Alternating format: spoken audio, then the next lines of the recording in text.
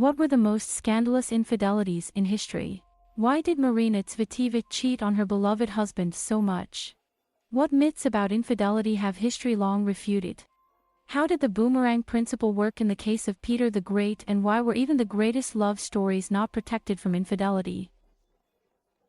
Why did husbands cheat on the first beauties of the era? And how 8 children and an ideal love marriage could not save the Russian empress from her husband's betrayal? Napoleon Bonaparte is one of the brightest and most charismatic personalities in the history of mankind. Many women were crazy about him, but he was in love with one. The novel of Napoleon and Josephine is still one of the greatest love stories of mankind. That's just in this love story was full of infidelity. The young General Napoleon Bonaparte married a woman who was 6 years older. She already had 2 children. She had a whole train of reputation that was not quite appropriate for an honest woman. However, this did not stop the future emperor. In 1796 they were married. The groom added a year and a half to himself for this, and the bride became younger by as much as 4. 2 days later, the young husband left for the troops in Italy, and Josephine stayed in Paris. Historians believe that what happened to Napoleon can be called a love fever. He wrote her endless letters full of overwhelming love. My only Josephine is pushing you away. The whole world seems to me like a desert in which I am alone. You have possessed more than my whole soul. You, my only thought, to live for Josephine. Here is the story of my life. And she cheated on him right and left. Several times Napoleon tried to throw her out of the house when he heard stories about her lovers. But over time, the roles in this family have changed. Now Josephine loved her husband, and he constantly bragged to her about his infidelities, not caring at all about her flared feelings. One of the ladies close to Josephine recalled, as soon as he got a new mistress, he became rude, aggressive and simply ruthless towards his wife.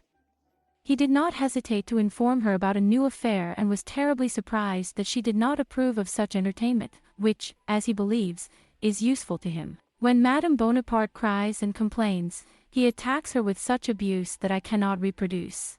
Having already become the Emperor of France, he still decided to divorce. Signing the divorce papers, according to eyewitnesses, Napoleon cried. And after a while, after he got married for the second time, he began to write letters to her again. Now she returned his love, even wanted to go into exile with him to Elba, but she was denied this request. Josephine's last words on her deathbed were the name of her ex-husband. But her name was the last thing that the great man of the era said in his life. And the story of Peter the Great, who went down in history as the Great. At first, as contemporaries noted, the Tsar had a very warm relationship with Tsarina Evdokia Lopakina, who, according to testimonies, was a real beauty. But it seems that the boyar's daughter did not match his ideal of a woman. Peter liked simple, strong, drink-loving and temperamental women.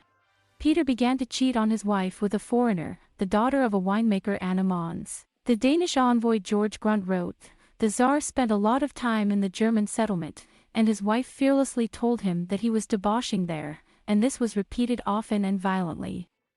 Tsarina Evdokia, it seems, was very jealous, and even once threw away the Tsar's gift with the words that she did not want gifts and envied this German libertine, but would rather trample it all underfoot. But it was useless.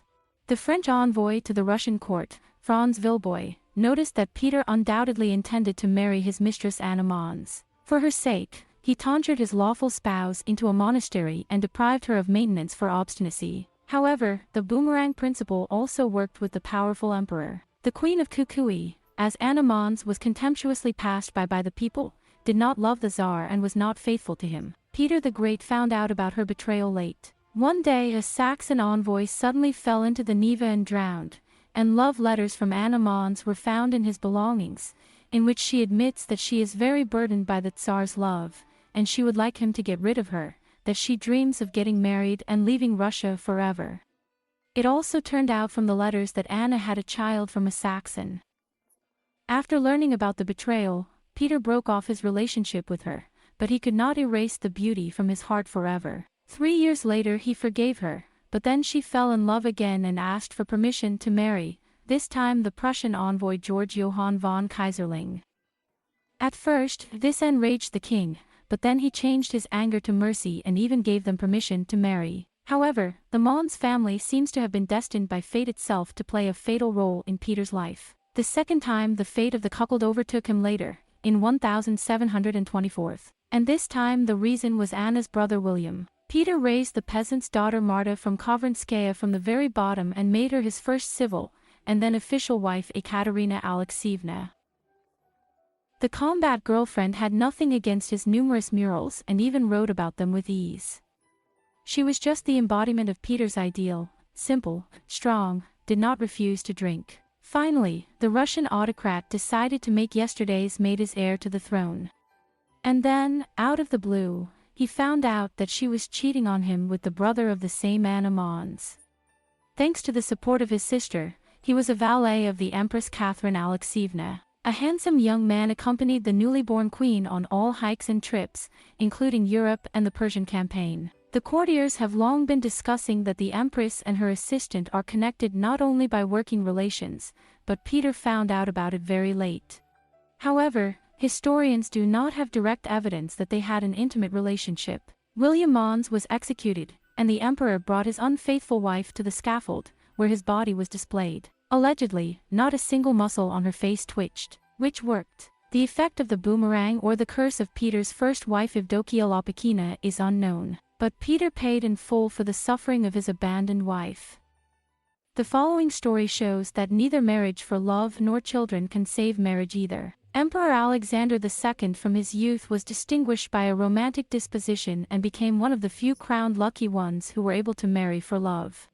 At the age of 20, he fell in love at first sight. In the future, the Empress Maria Alexandrovna, he had to persuade his parents to consent to their marriage. However, the bride quickly won the hearts of all those Russians who could get to know her.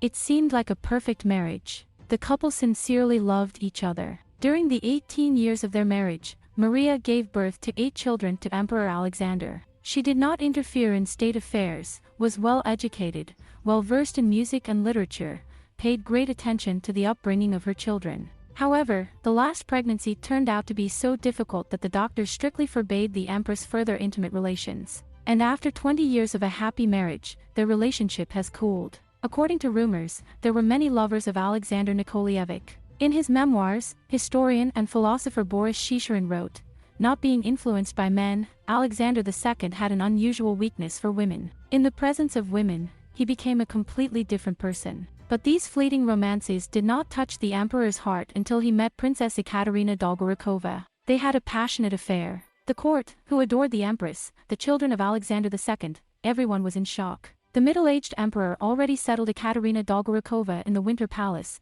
close to her lawful spouse, right above her private chambers, in which an elevator led from her room. The wife pretended that Dolgorukova did not exist in her husband's life. Not a single bad word was said to the children about their father or his mistress. Only once did the sovereign not utter such words, "I forgive the insults inflicted on me as the empress, but I am unable to forgive the torments inflicted on my wife." Alexander II and Ekaterina Dolgorukova had 4 children of the same age and his grandchildren. He loved these children very much, and George simply idolized the eldest. He was proud that there was more than 50% of Russian blood in it. But at the court, the sovereign's mistress, to put it mildly, was not favored. The prominent statesman Sergei Witt mentioned that Princess Dolgorukova did not disdain to obtain benefits and concessions for various kinds of businessmen for a generous reward. She has become a symbol of corruption. The courtiers called Catherine the most shameless Tsarina. The betrayal of her husband was aggravated by the illness of Maria Alexandrovna, who found it difficult to perceive that her place was taken by a young and blooming mistress. The empress fell ill, and I began to live quite a bit. And Alexander Nikolaevich and Ekaterina moved to Tsarsky Selo, paying short visits to his sick wife. This caused a new wave of condemnation in society. In 1880, the empress died of tuberculosis. After only 40 days of the holy year, Alexander II was married to the love of his life. Nothing could stop him, neither the decline of his own prestige, nor the indignation and even contempt of society. He also thought about the possibility of the coronation of his new wife. This marriage was a blow to his children from Maria Alexandrovna, who adored their mother. The emperor's daughter Maria wrote to her father, "I pray to God that I and my younger brothers, who were closest to Mom, would be able to forgive you one day." Less than a year later, Alexander II was killed by the People's Volunteers. His last words to Ekaterina Dolgorukova on the day of her death were, "I feel so happy that this happiness scares me." After the death of the Emperor, Dolgorukova wanted to put up for public sale her intimate correspondence with Alexander II. Marina Tsvetiva's wearing with her future husband Sergei Afron was originally like in a beautiful romance with the scent of mysticism. He was a year younger and incredibly handsome. They were connected by extraordinary feelings that seemed to be the key to a lifelong relationship. She made a wish: "If he finds and brings me a carnelian, I will definitely marry him." It was this stone that Fran gave her. She wrote about her young husband, "If you only knew, some fiery, generous, deep young man. I'm constantly trembling over him. For 3 or almost 3 years of living together, not a single shadow of doubt in each other. Our meeting is a miracle. He is my dearest for life. I could never love anyone else." But she had a passionate poetic nature, and soon she began to write equally enthusiastic letters to others. She fell in love strongly and even painfully, dedicated poems to her beloved, for example, Osip Mandelstam or Sergei Afron's classmate Konstantin Radzovich, who was called Little Casanova for his short stature and love. And the husband confessed in letters to a friend that he would not interfere with her happiness if he did not know that Radzovich would leave Tsvetiva in a week, whereas, I quote, "with Marina's condition it would be tantamount to death." Well, a classmate, if she even got carried away with her husband's brother Peter, this was especially hard for him. When Tsvetiva was 22 years old, she met Sofia Parnok, also a poet, widely known in literary circles, about high-profile novels that the whole of Moscow gossiped with women. Her husband and 2-year-old daughter Ariadne were waiting for her at home. On the evening of their acquaintance, she wrote, "I love you. Like a thundercloud over you is a sin, for being sarcastic and burning, and the best of all."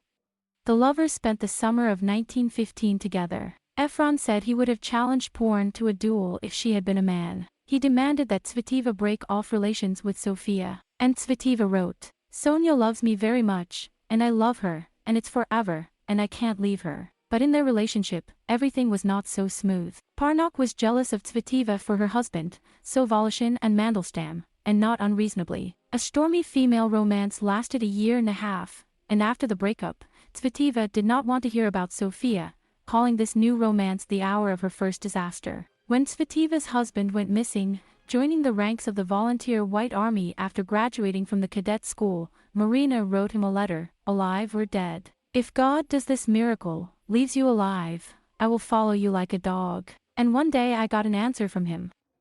"All the years of separation, every day, every hour you were with me. I live only by faith in our meeting. There will be no life for me without you." If you also think that this story is interesting, subscribe. Do not forget to click on the notification bell. I'll be glad to see you.